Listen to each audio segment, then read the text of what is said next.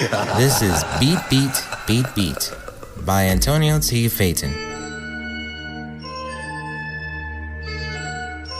It was a Thursday night at 9 p.m.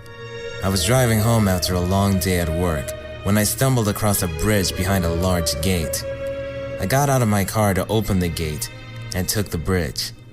The drive on the bridge took longer than anticipated. Then, as I was driving, I began to see silhouettes of shapes getting bigger and bigger. It was a sign that I was reaching somewhere. When I finally made it to the end of the bridge, what I find is an old building with a courtyard with a fountain in the middle, and the windows were all barred up and had broken glass. By my estimates, it looked like an abandoned hospital. I got out of my car to get driving directions. As I was about to use it, the battery short-circuited. All because my energetic friend spilled wine all over me. My first thoughts was to go back the way I came, but as I turned around, the bridge behind me began to disappear in a heavy mist. Then I looked up in the sky and began to see thunderclouds. The news did mention a heavy storm coming into town and suggested that no one should be out when it arrives. So, that left me with one choice. I have to go into the old building for shelter. I do not feel like getting wet again. So I went inside the hospital and cried out to see if anyone was here.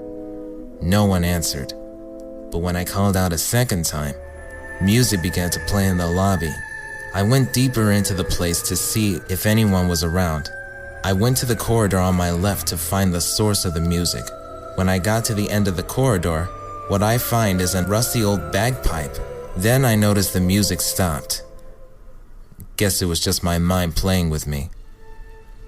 I went closer to the pipe organ to test it out, but when I touched the keys, some of the pipes made what sounded like a bagpipe. That freaked me out a little, but I went along with it. I didn't know how long the storm was going to be, so I thought I could kill some time by playing the pipe organ.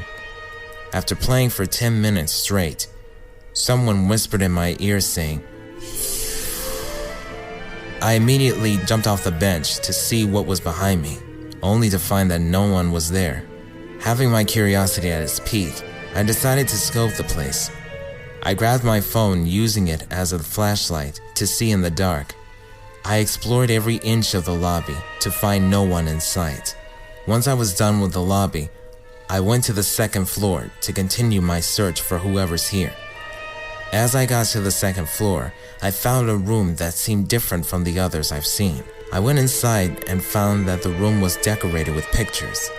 There was not a small spot of white in the walls. Then I noticed a picture of a baby on the wall, but I couldn't see it clearly.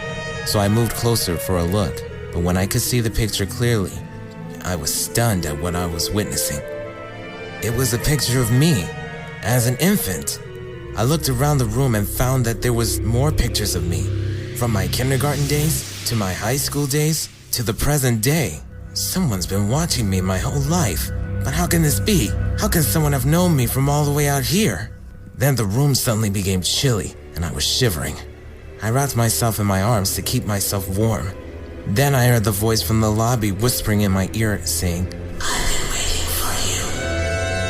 I was scared out of my mind, and I didn't want to turn around. But I literally forced myself to turn around to see who was behind me. My mind was blown away at what I was just witnessing. It was a woman in a black kimono, but I could see right through her. Her legs were missing as if half of her body was gone. Her hands hung from her arms lifelessly. Her skin was so pale as if she was covered in ash. Her long raven-like hair covered part of her face. Her eyes were glowing yellow as if she can see through your soul. As I stared at her, she was smiling at me. Terrified out of my mind, I swung at her to clear the doorway and ran to the car. I didn't care if there was a storm out there. I needed to get out of here and fast. But as I got to the stairs, I slipped and began falling down the stairs. As I continued to tumble down, I caught a quick glimpse of the black kimono at the base of the stairs. As I got to the stairs, she stretched her hand out and felt a sharp thrust in my chest. Then, I felt a tight squeeze in my heart. I could hear it beating so fast and thought this could be the end for me. As I stared dead into her eyes, she said, "It's someone." She began to rub her hand all over my heart, enjoying every beat of it. I then started to feel dizzy and blacked out. But when I opened my eyes, I found myself in my car, still running on the road. I grabbed my phone to see what time it was. It was 12:40 in the morning. I've been out 4 hours straight? It didn't make any sense, but I put it all aside for a while and continued to drive home. But in all the while I wondered, was that just a dream or something more? A woman in a black kimono. Who was she?